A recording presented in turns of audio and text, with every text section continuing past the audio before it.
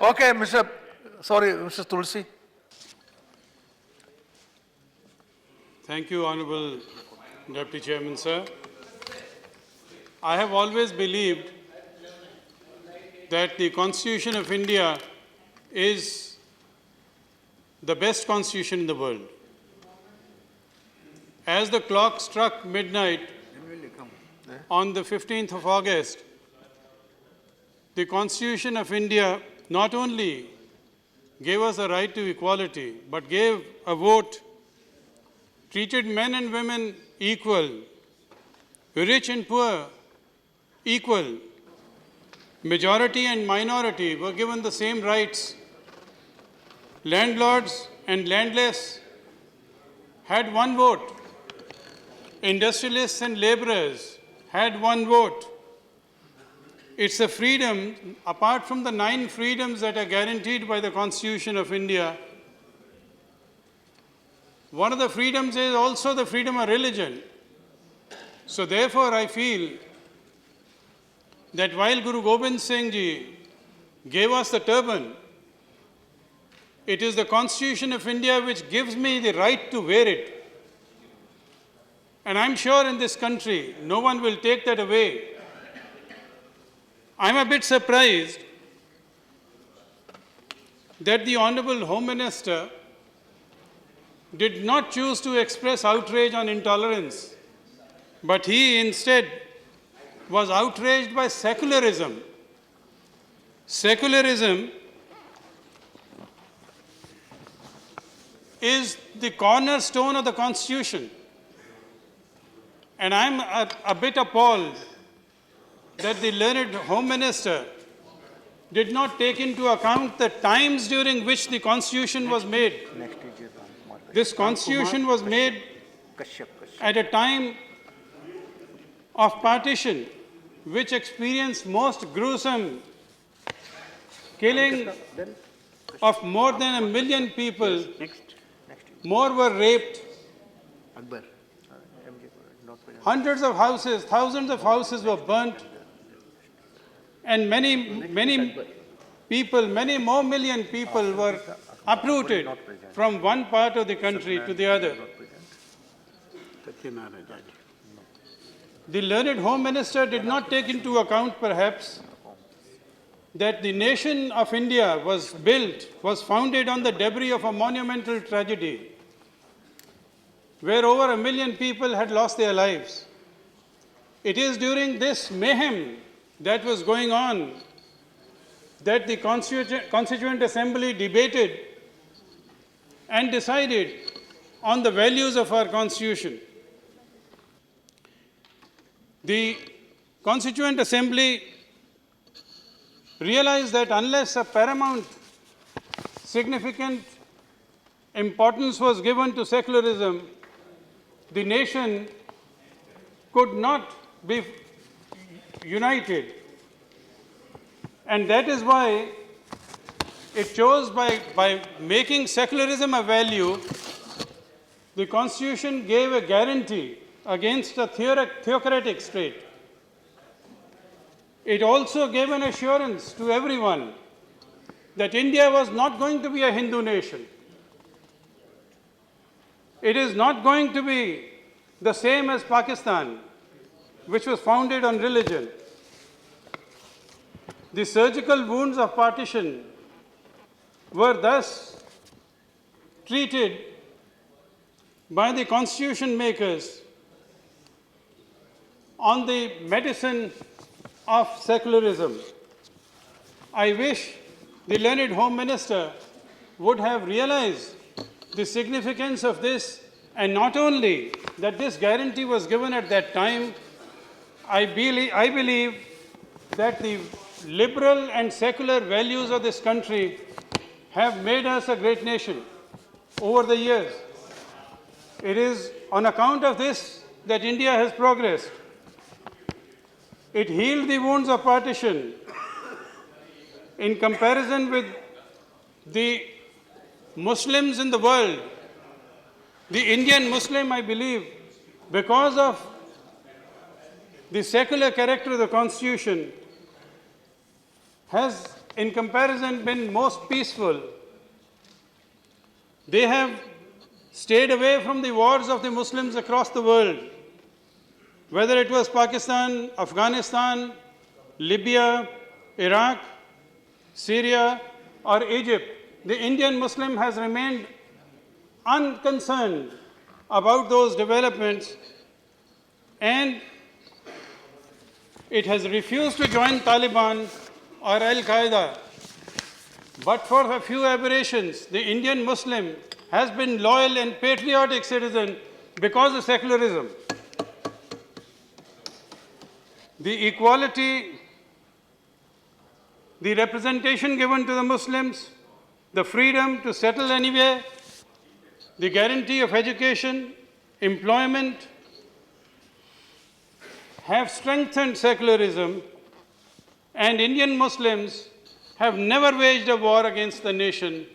A few aberrations cannot be taken as an act of significant disloyalty. The successive governments in this country have also lived up to the pledge of secularism. There may be many grievances, but they have largely been resolved by dialogue.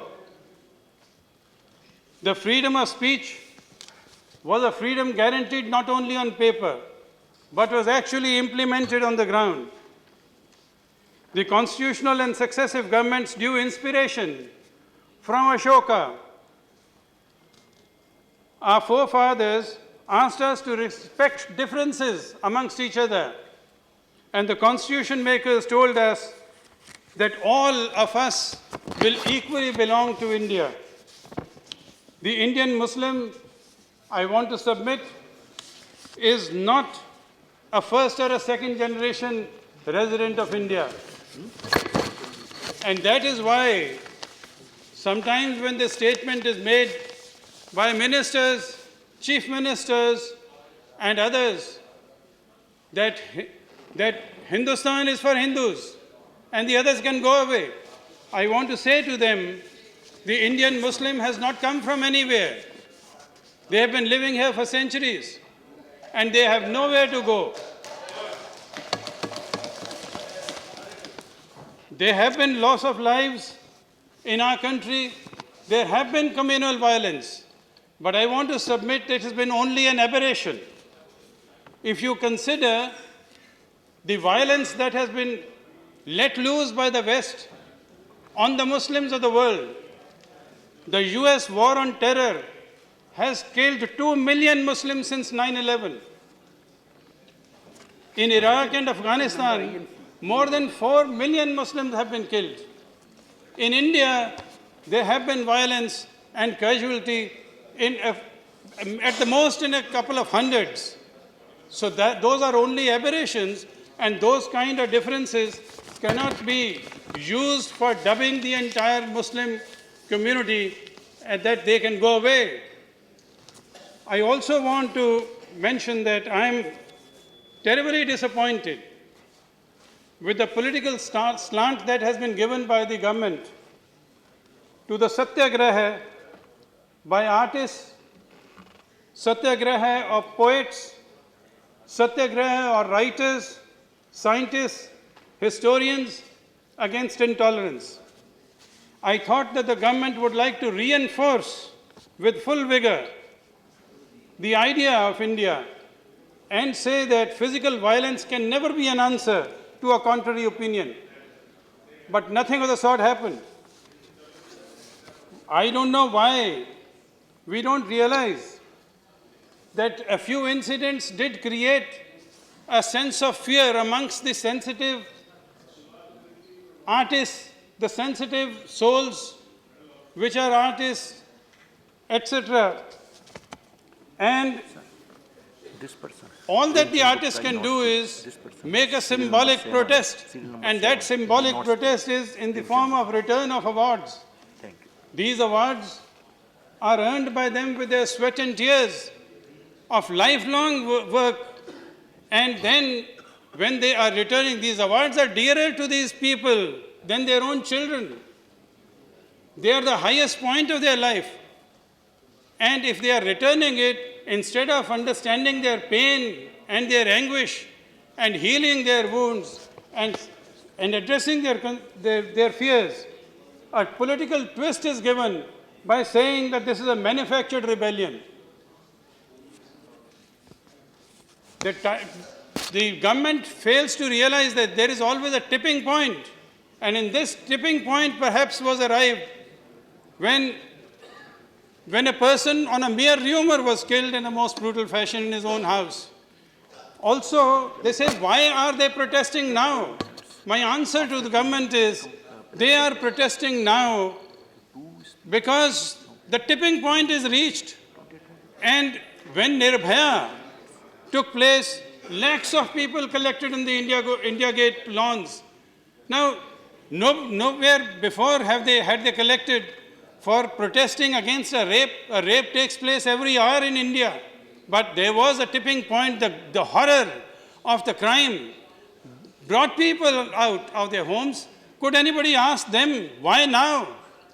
These are things which happen and which have to be understood in the correct perspective.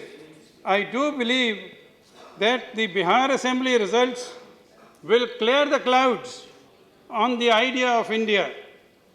People have voted resoundingly for freedom, for debate, for diversity, for tolerance. They have voted for the idea of Mahatma Gandhi. They have voted for Tagore. They have reasserted the constitutional pledge of the freedom of religion. I beg this government not to write off the intellectuals.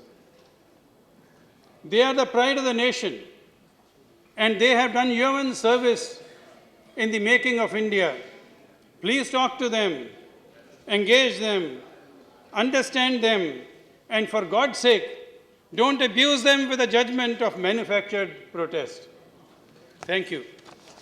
Thank you, sir.